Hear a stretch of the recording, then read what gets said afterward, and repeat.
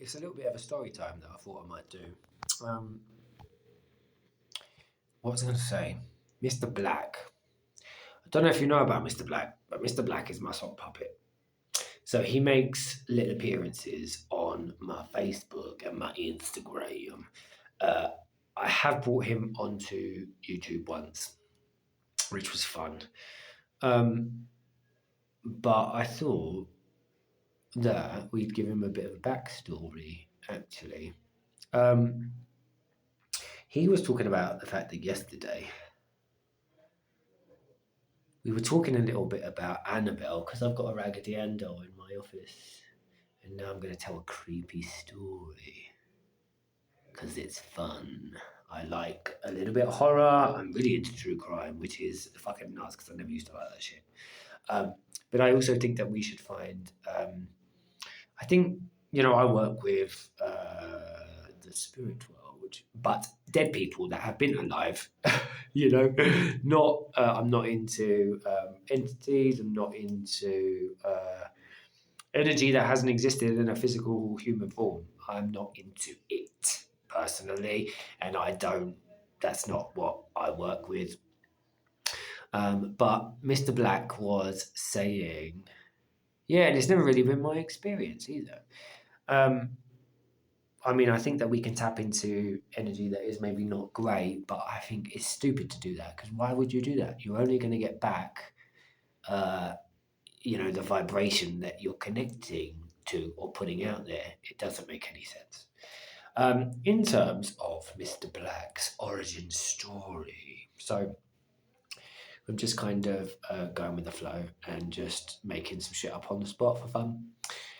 But I believe he was a 14th century baron in England who had vast amounts of money. He unfortunately was a little bit of a he wasn't a great guy, unfortunately, Mr. Black.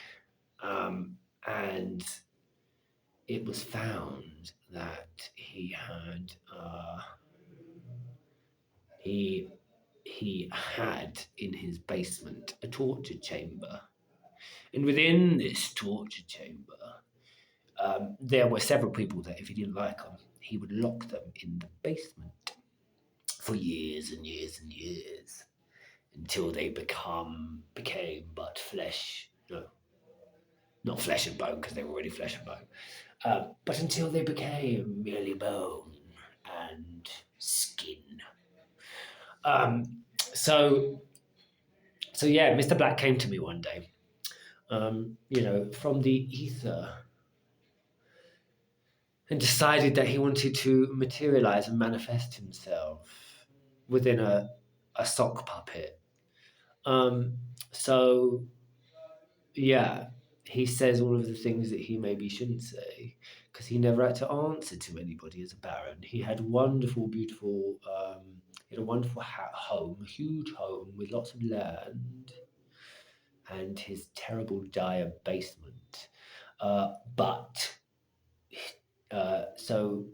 one day, a maid informed the police and the authorities that there were people chained up, dying in his basement. He'd got away with this for 15 years, and so as they came to get him, he picked up a rifle, a shotgun. I don't even know if they had shotguns in the 14th century, but hey ho. And he shot himself in the head.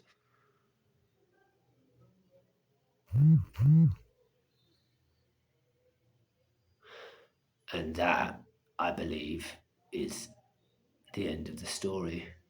So if you ever see Mr. Black, yeah, now you know.